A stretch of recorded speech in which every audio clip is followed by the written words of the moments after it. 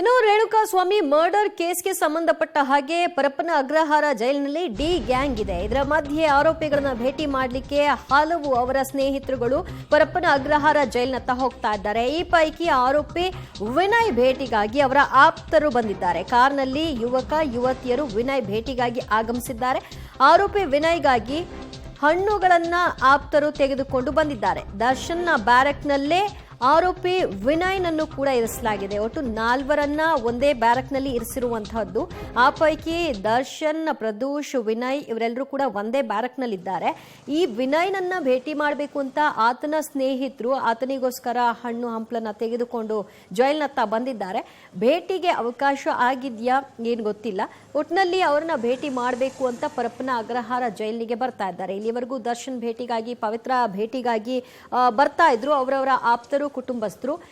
ಉಳಿದ ಆರೋಪಿಗಳಿಗೆ ಸಂಬಂಧಪಟ್ಟ ಹಾಗೆ ಯಾರು ಕೂಡ ಭೇಟಿಗೆ ಅವಕಾಶವನ್ನ ಅಥವಾ ಪ್ರಯತ್ನವನ್ನ ಮಾಡಿರಲಿಲ್ಲ. ಈಗ ವಿನಯ್ ಭೇಟಿಗಾಗಿ ಅವರ ಆಪ್ತರು ಪ್ರಯತ್ನಿಸಿದ್ದಾರೆ. ಮತ್ತಷ್ಟು ಮಾಹಿತಿ ಕೊಡ್ತಾರೆ ನಮ್ಮ ಪ್ರತಿನಿಧಿ ಅಂಬರೀಶ್. ಅಂಬರೀಶ್, ಇದು ಫಸ್ಟ್ ವಿಸಿಟ್ ವಿನಯ್ನ ಭೇಟಿ ಮಾಡ್ಲಿಕ್ಕೆ ಅವರ ಆಪ್ತರು ಬಂದಿರೋದು, ಅಥವಾ ಇದಕ್ಕೆ ಮುಂಚೆ ಬೇರೆ ಯಾರಾದ್ರೂ ಈ ಆರೋಪಿ ವಿನಯ್ನನ್ನ ಭೇಟಿ ಮಾಡಿದ್ರ? ದಿವ್ಯಾ, ಖಂಡಿತವಾಗೂ ಈಗಾಗಲೇ ಏನು ರೇಣುಕಾ ಸ್ವಾಮಿ ಕೊಲೆ ಪ್ರಕರಣದಲ್ಲಿ ದರ್ಶನ್ ಜೊತೆ ಜೈಲು ಪಾಲಾಗಿರುವಂತಹ ವಿನಯನ ನೋಡೋದಕ್ಕೆ ಈಗ ಅವರ ಆಪ್ತರು ಅಂತೇಳಿ ಒಂದು ಯುವಕ ಯುವತಿ ಕಾರ್ನಲ್ಲಿ ಬಂದಿರುವಂತದ್ದು. ಬಂದು ನೇರವಾಗಿ ಎಂಟ್ರಿಗೆ ಹೋಗಿದ್ರು. ಆದ್ರೆ ಎಲ್ಲ ಒಂದ್ ಕಡೆ ಮಧ್ಯಾಹ್ನ ಊಟದ ಟೈಮ್ ಆಗಿದ್ರಿಂದ ಎಂಟ್ರಿಗೆ ಅವಕಾಶ ಕೊಟ್ಟಿಲ್ಲ. ಹಾಗಾಗಿ ವಾಪಸ್ ಹೋಗಿರುವಂತದ್ದು. ಆದ್ರೆ ಕಳೆದ ವಾರವೂ ಅಷ್ಟೇ ಅವರ ಆಪ್ತ ಸ್ನೇಹಿತರೊಬ್ರು ಜೈಲಿಗೆ ಭೇಟಿ ಕೊಟ್ಟು ಆ ವಿನಯನ ಮಾತಾಡ್ಕೊಂಡು ಹೋಗಿದ್ರು. ಅದ್ರ ನಂತರ ಇವತ್ತು ಮೊದಲ ಬಾರಿಗೆ ಅವರ ಆಪ್ತರು ಬಂದಿರುವಂತದ್ದು.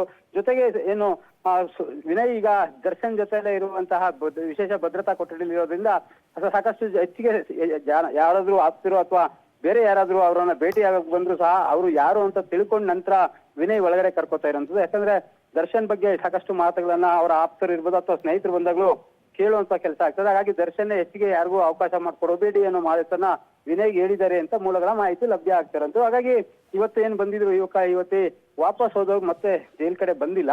ಆದ್ರೆ ಈಗ ನಾಳೆ ಅಥವಾ ನಾಳಿದ್ದು ಇನ್ನಷ್ಟು ಅವರ ಆಪ್ತರು ಬರೋ ಸಾಧ್ಯತೆ ಇದೆ ಅಂತೇಳಿ ಒಂದು ಮೂಲಗಳ ಮಾಹಿತಿ ಲಭ್ಯ ಆಗಿರೋಂಥದ್ದು. ದಿವ್ಯಾ, ಥ್ಯಾಂಕ್ ಯು ಅಂಬರೀಶ್ ನಿಮ್ಮೆಲ್ಲ ಮಾಹಿತಿಗೆ.